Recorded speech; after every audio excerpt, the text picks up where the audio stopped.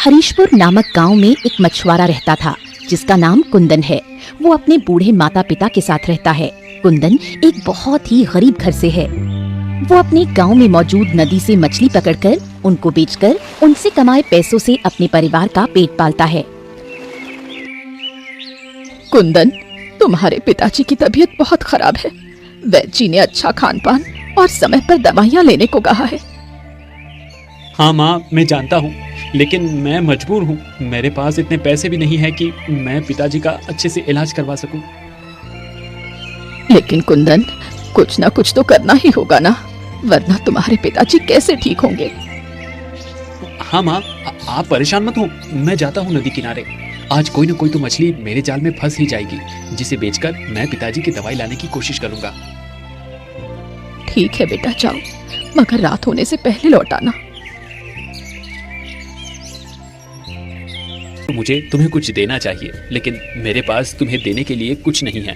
इसलिए मैं तुम्हें आशीर्वाद देता हूँ कि आने वाले समय में तुम बहुत धनवान हो जाओगे। धन्यवाद साधु बाबा, अब मैं चलता हूँ। कुंदन साधु बाबा का आशीर्वाद लेकर वहाँ से चला जाता है और फिर उस नदी के किनारे मछलियों के इंतजार में बैठ जाता है।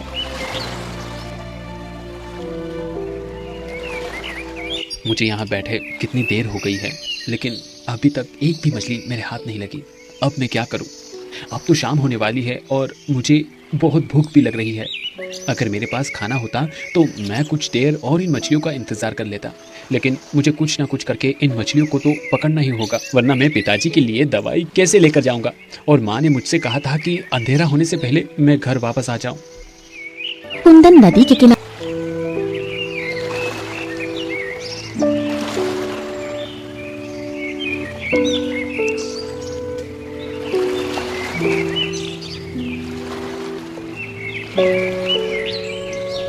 आज इन मछलियों को बेचकर मुझे अपने बाबा के लिए दवाई लेकर जाना है।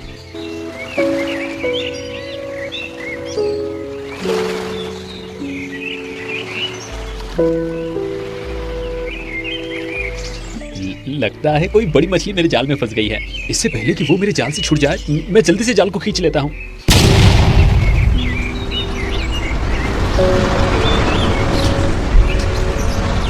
अरे अचानक से ये तूफान कैसे आने लगा? बचाओ, कोई मुझे बचाओ, मैं डूब रहा हूँ। कोई मेरी मदद करो। अरे कुंदन, रुको, तुम ये खाने का डिब्बा रखना तो भूल ही गए। इसे अपने साथ लेते जाओ, पता नहीं तुम्हें वहां कितना समय लगे। ठीक है माँ, लेकिन मैं जल्द ही वापस आने की कोशिश करूंगा।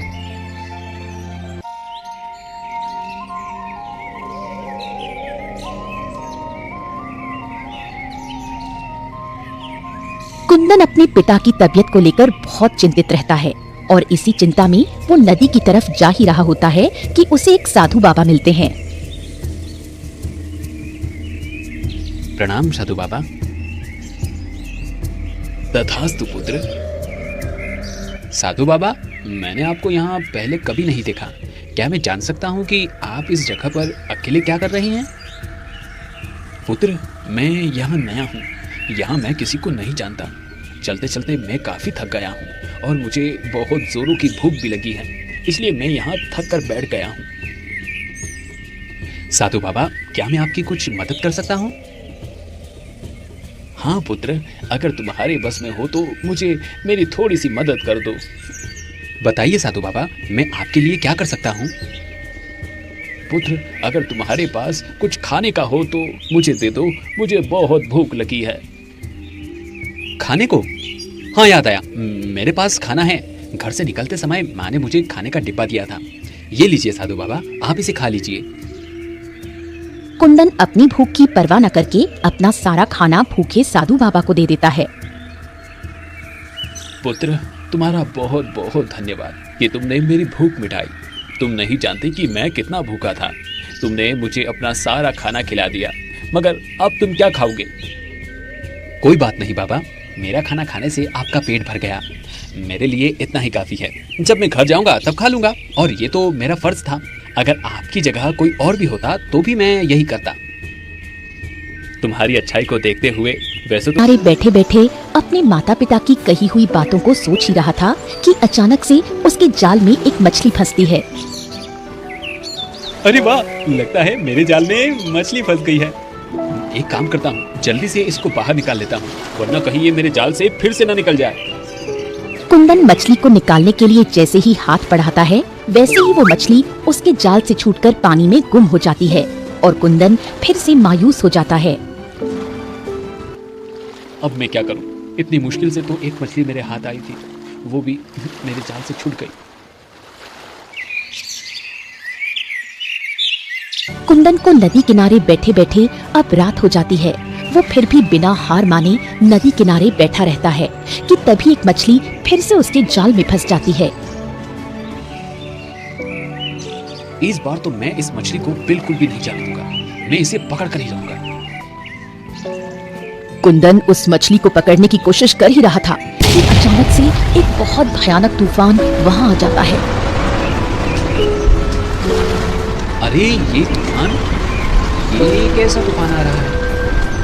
कुंदन उस तूफान की चपेट में आकर नदी के अंदर डूबने लगता है। वो मदद के लिए चिल्लाता है लेकिन वहाँ उसकी मदद करने वाला कोई नहीं होता, इसलिए वो उस नदी में समा जाता है।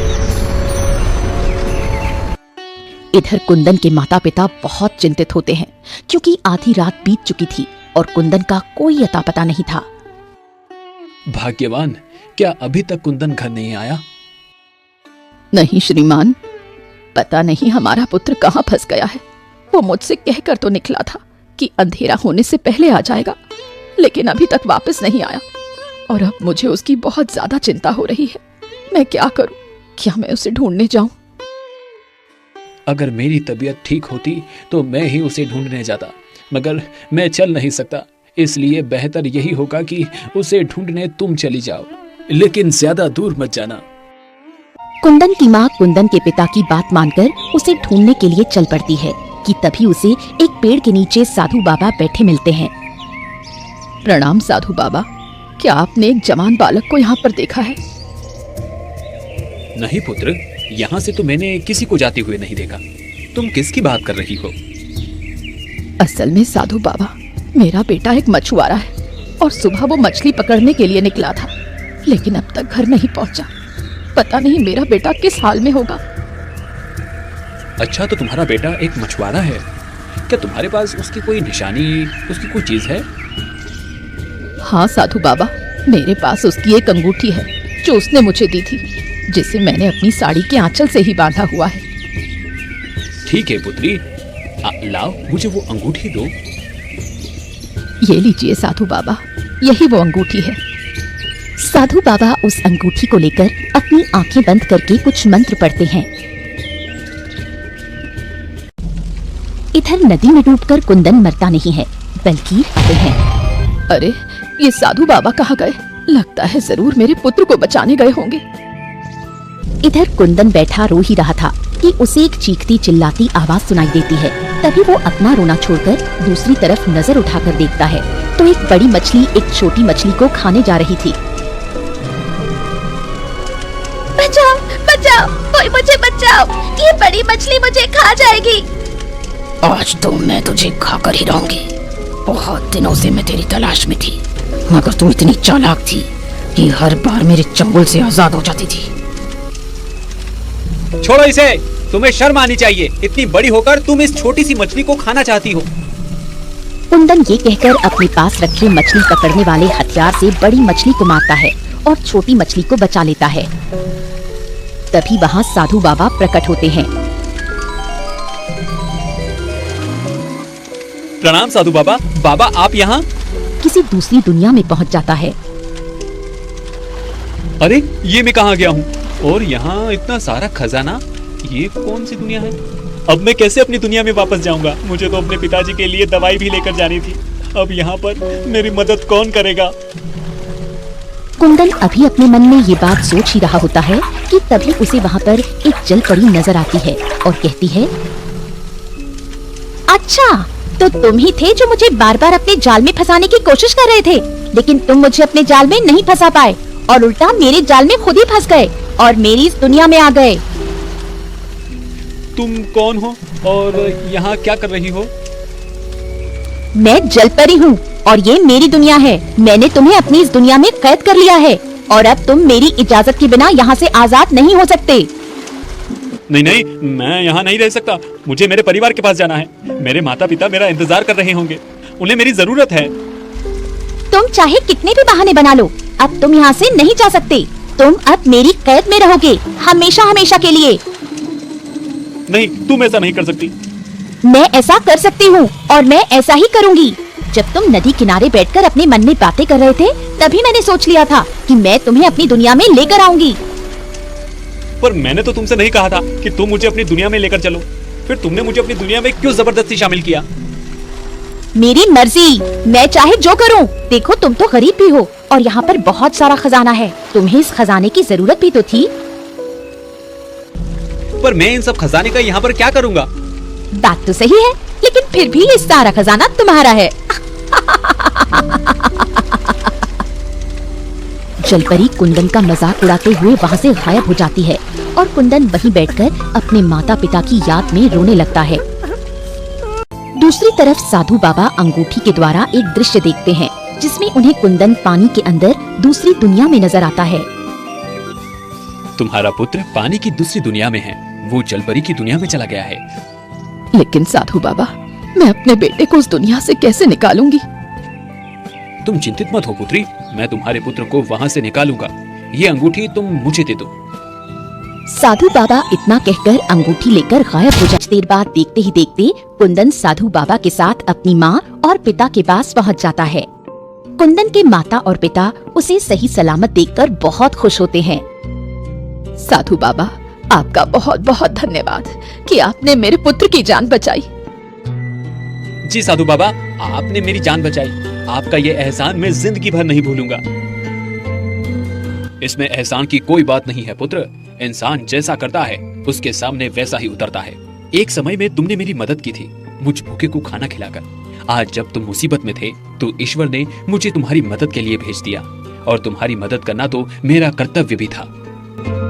कुंदन की एक अच्छाई के बदले उसकी जान बच गई। साथ ही बहुत सारा खजाना मिलने पर उसकी गरीबी भी दूर हो गई और वो आराम से अपने माता पिता के साथ सुख और चैन की जिंदगी बिताने लगा।